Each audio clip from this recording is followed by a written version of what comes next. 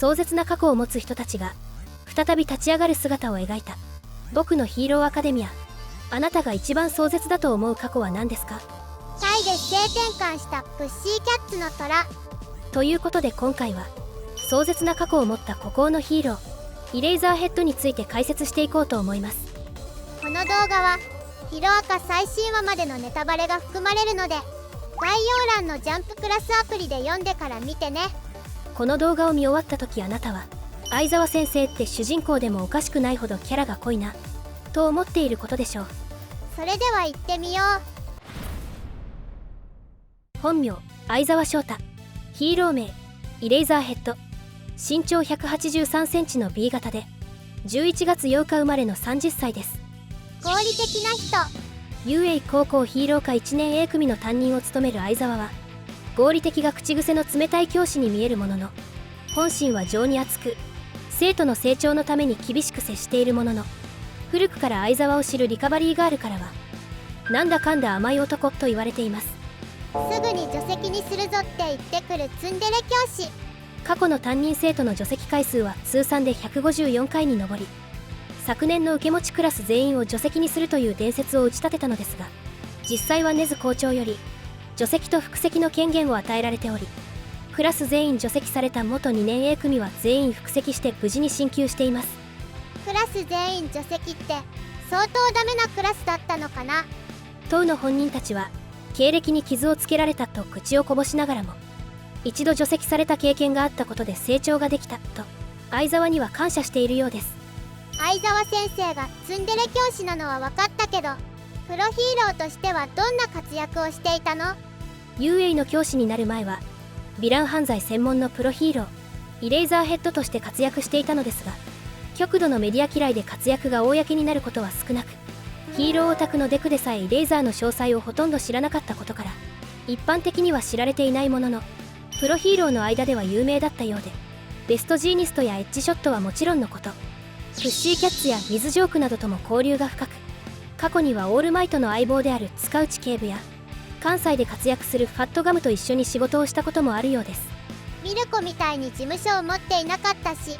個性も派手じゃないから一般の人は活躍を目にする機会がほとんどなかったんだね。ある事件がきっかけで他人とつるむことを拒否し、感情を排除して合理的に行動するようになった相沢は、高校卒業後は10年近く一人でヒーロー活動をしていたのですが、 UA 高校時代の1学年上の先輩であるミッドナイトから UA 高校の教師にならないかと誘われ、初めは拒否していたものの、ミッドナイトの強い推しと成畑のビジランテ灰回り光一との交流がきっかけで今の自分の生き方を見直すようになり、教職の道へ進むことを決意しました。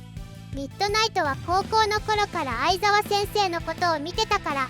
教師に向いてるって思っていたんだね。ちなみに最初の設定では相沢ではなくミッドナイトが1年 A 組の担任の予定だったのですが、あまりにもハードな人生を送ることになりそうだったことから相沢に変更されたと堀越先生から語られています。ミッドナイトが担任だったらめちゃくちゃうるさいクラスになってそう。一見不愛想に見える相沢ですが、割と人付き合いはうまい方のようで、根津校長からの信頼も厚く、同期のプレゼントマイクはもちろんのこと、ブラドキングやマンダレイ、ピクシーボブと林間合宿で麻雀をしたり、後輩の13号からは先輩と呼ばれ尊敬されていたりと人間関係も良好で、50歳を超える高齢で UA の教師になったオールマイトにも臆することなく先輩教師としてサポートしています。オールマイトはノリが違いすぎる相沢先生に最初は苦手意識を持っていたけど、最終的には打ち解けたみたいだね。相沢先生はどんな個性を持っているの？イレイザーヘッドの個性は凝視した相手の個性を使えなくする抹消です。ある意味チート個性。抹消の発動中は目が赤く輝き、髪の毛が逆立つのですが、ドライアイのため長時間は使えず、瞬きをすると抹消が解除されてしまいます。制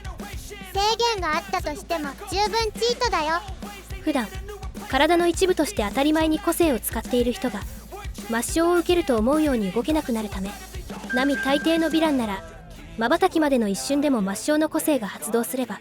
問題なく捉えることができるようです。遠くにいても見られるだけで個性が使えなくなるから、かなり厄介な個性だよね。基本的には不意打ちからの短期決戦を得意とする相沢ですが、長年の単独活動により多対1の状況にも慣れているようで、ゴーグルを使い目線を読ませなくすることで相手の連携を崩し対処する技量も持っています。また蛇空病院襲撃戦のような大人数が入り乱れる乱戦ではサポートに回ることが多く、視野の広さと冷静な判断力で作戦に貢献。蛇空病院ではイレイザーがいなければ全滅していたと評価されており、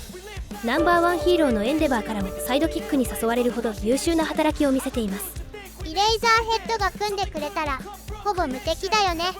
抹消の個性自体には攻撃力がないため、首に巻いた特殊なサポートアイテム総爆風を用いて戦闘を行い、ヴィランの捕獲や周りの障害物を駆使した格闘戦はもちろんのこと、市街戦ではスパイダーマンのように総爆風でビルの間を飛び回る立体起動をすることも可能で、炭素繊維と特殊合金を編み込んだ総爆風はハイエンドノームにも通用する強力な武器です。忍者みたいな見た目もかっこいい。数々の修羅場をくぐり抜けてきた経験から、ありとあらゆる事態を想定した装備を身につけており、敵の追跡を妨げる巻き菱や切れ味の鋭いナイフをベルトに装備しているため、どんな状況でも凶悪なヴィランと渡り合えるようになっています。合理的な相沢先生っぽいね。この個性に弱点はないの？怠慢ではほぼ無敵に近い抹消の個性ですが、全ての個性を消せるわけではなく、デクのワン・フォー・オールのような発動型やオジロの尻尾のような変形型の個性は抹消できるのですが、スピナーや障子のような個性が身体的特徴に現れている異形型には効果がありません。ミルコと戦ったらフルボッコにされるってことか。また即死系の個性を持つ死柄木のようなヴィランが相手の場合、瞬きで解除される一瞬の隙が命取りになるため、永続的に抹消の個性を発動させる手段として水を操る個性を持つプロヒーローのマニュアルと協力することで、常に眼球を潤し瞬きをしないようにすることで対策しています。まさかあの地味なマニュアルにこんな重要な役割があるなんて。抹消の個性は両目で凝視することで初めて十分な効果が発揮されるようで、 USJ 事件でノームに目を傷つけられたことで効果時間が短く、瞬きしてからのインターバルが長くなってしまっており、全面戦争で死柄木戸村に右目を潰されてしまったことで実戦では使い物にならなくなってしまったため、最終決戦では能力をコピーできるモノマネイトがレーザーの抹消を代役しています。片目と片足失って個性まで使えなくなるって辛すぎるよ。なおプロヒーローとしてのコスチュームはシンプルで忍者のような装いからファッションセンスが良いと思われがちですが、実際の彼のセンスは壊滅的で、遊泳に保護したエリちゃんの服を選ぶ際、眼力猫という目がガン決まりした猫のトレーナーを買っていくもエリちゃんのお気に召さなかったようで、ヒロアカアニメ4期のオープニングでエリちゃんに豪快に投げ捨てられる眼力猫トレーナーと、それを寂しそうに拾い上げる相沢の姿が描かれています。相沢先生、眼力猫はきついよ。相沢先生は仲がいい人はいるの？生徒から見ると不愛想で威圧感のある相沢ですが、意外と社交的で交友関係はかなり広いようです。その中でも学生時代の親友であるプレゼントマイク、同じく親友でぼっちだった相沢を救ってくれた白雲おぼろ、そして学生時代の自分と姿を重ねている教え子の真相仁の3人が最も関わりが深いのではないでしょうか。プレゼントマイクと相沢先生は昔からの仲良しなんだよね。学生時代から底抜けに明るい性格をしているプレゼントマイクとネクラで控えめな相沢でしたが、お互いの長所を認め合う良い友人関係だったようで、学生時代から遊泳教師に至るまで10年以上の付き合いがあります。相沢先生ってプレゼントマイクのうざがらみに呆れているように見えるけど、一番信頼しているよね。今でこそ冷静な相沢とおちゃらけたプレゼントマイクという印象ですが、実は学生時代はプレゼントマイクの方が優秀な生徒で、相沢はいまいちパッとしない落ちこぼれだったことが判明しており、個性も成績も優秀だったプレゼントマイクに比べ地味で覇気を感じない相沢は教師の間でも評価が低かったためインターン先が決まらず、ミッドナイトのコネでインターン先を紹介してもらう様子が描かれています。相沢先生が落ちこぼれだったっていうのは意外だね。白雲おぼろとはどんな関係だったの？白雲おぼろはプレゼントマイクと同じく学生時代の親友で、相沢を救ってくれた恩人でもあります。3人いつも仲良しだからサンバカトリオって呼ばれてたんだよね。3人の中でも人一番優しく困っている人をほっとけないヒーロー体質な白雲はサンバカトリオの中心的人物で、将来は3人でヒーロー事務所を作ろうと約束していました。もともとはクラスで孤立する相沢をほっとけなかった白雲が声をかけたことで交流が始まり、相沢と同じくインターン先を決めていなかった白雲はミッドナイトの紹介で胸毛ヒーローハイネスパープルの事務所で一緒にヒーロー活動をすることになります。この頃から相沢先生が抹消でヴィランの個性を消して白雲が倒すっていう連携プレーをしていたんだよね。無二の親友として絆を深める2人でしたが、インターン中に起きた超大型ヴィラン暴走事件に遭遇し、ビルの倒壊に巻き込まれそうになった子供を助けるために白雲は瓦礫に押しつぶされ死んでしまいます。トラウマになるレベルの事件だよ。白雲を助けられなかった後悔と弱すぎる自分自身を恨んだ相沢はそれ以来血の滲むような努力を続け、誰の力も借りない孤高のヒーローイレイザーヘッドとして長い間孤独にヒーロー活動するようになりました。白雲が生きていたら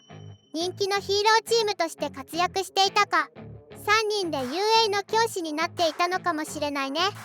黒霧が白雲の遺体をベースに作られたノームだと判明した際、プレゼントマイクと一緒に白雲の意識を呼び起こすため必死に語りかけますが、白雲の意識が完全に戻ることはありませんでした。でもさ、黒霧が信楽戸村をほっとけないって言ってるのって、白雲が相沢先生をほっとけないって思っていたのと同じで、黒霧の中には白雲おぼろがいるっていうことを確信しちゃったよね。真相くんと相沢先生はどんな関係なの？一言で言うと師弟関係です。もともと普通科の生徒だった真相はヒーローを志していたものの、洗脳というヒーローらしからぬ自分の個性に悩み苦しんでいました。ヒーロー科入試試験も機械相手の破壊力重視の試験だったから、真相くんや相沢先生みたいな人間にしか効果がない個性はかなり厳しいよね。真相に学生時代の自分を重ねた相沢は担任ではないものの、真相が一人前のヒーローになれるように鍛え上げ、自身が得意とする総幕府の扱い方を伝授します。合理的がモットーの相沢先生だけど、担任でもない真相くんに業務時間外まで稽古をつけるのは合理的じゃなくて人情的だよね。相沢の提案で試験方法を見直す方針が取られ、対人訓練に重きを置くようになったことで真相が活躍しやすい環境が整い、クラス対抗戦で実力を発揮し、ヒーロー科に編入が決まった真相は最終決戦でもオール・フォー・ワンの誘導とギガントマキアの洗脳という最重要任務を任され、恩師の相沢に報いるために決死の覚悟でギガントマキアの洗脳に成功、オール・フォー・ワンを追い詰める重要な役割を果たしました。相沢先生の意志は真相くんにも引き継がれていたんだね。最終決戦で相沢先生は何をしているの？オール・フォー・ワンに意識を乗っ取られた史上最悪のヴィラン信楽戸村を討伐するべく、ミルコやベストジーニストと共に空飛ぶ UA 高校で信楽を迎え撃つ相沢は、片目が潰されたことで十分に個性を扱えない自分に代わり、モノマネイトのコピーを使用することで信楽戸村の個性を封じ続けることに専念します。ここで抹消の個性が使えなかったら一瞬で信楽に負けてたよね。信楽の個性を封じることで討伐寸前まで追い込むものの、突如背後から黒霧のワープゲートが出現。ゲートからは戸賀卑弥呼が変身した大量のトゥワイスとプレゼントマイクが現れたことで抹消の個性が使えなくなってしまい、その後も意識が混濁する黒霧によって相沢とプレゼントマイクはどこかへ連れ去られてしまいました。空飛ぶ UA 高校から落下した相沢先生を助けたようにも見えたけど、どこに行ったのかな？片足と目を失い戦える状態じゃない相沢と白雲との思い出がよぎり、黒霧を殺すことができなかったプレゼントマイク。黒霧と白雲の間で意識が揺れ動く黒霧。どう転んでも地獄のような展開にしかならない戦いですが、この戦いの決着には相沢の教え子である不破真綿と2年 A 組の生徒たちが重要になってくるのではないでしょうか。それはどういうこと？相沢がクラス丸ごと除籍した2年 A 組は堀越先生から必ず再登場すると明言されており、もし活躍するとしたらこの戦いでしか考えられません。親友の白雲を殺すことができない相沢の前に除籍という一度殺されて立ち直った生徒たちが現れることで白雲との思い出に決別し、学生時代から続くサンバカトリオの絆に決着をつけるのではないでしょうか。もう元に戻れない親友を前に決断をしなきゃならないなんて辛すぎるよ。ということで今回は悲しい過去を持った孤高のヒーローイレイザーヘッドについて解説してきましたが、いかがだったでしょうか。この動画が1000いいねを超えたら相沢先生の過去を掘り下げた相沢過去編のまとめ動画も作ろうと思うので、いいねとチャンネル登録よろしくね。それでは次回の動画でお会いしましょう。フルスウルトラ